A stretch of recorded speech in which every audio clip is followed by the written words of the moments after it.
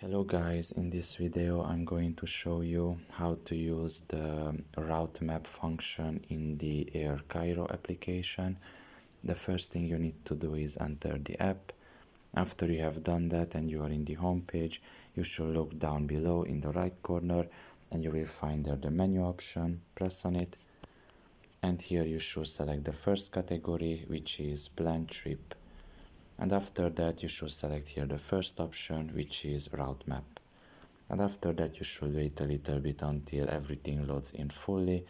And now you can select the location where you are coming from and then to the destination where you want to go. For example, Cairo.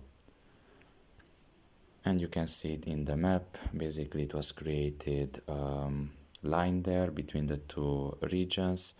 So the departure and the destination, and you can see where the airplane will go in the map basically.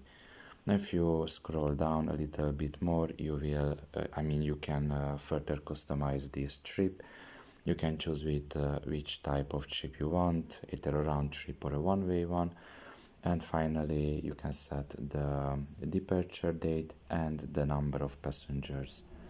And after you're done with that, you can just press find flights and hopefully you will find basically a flight with these destinations and dates. So yeah, this is all about it. It's fairly simple.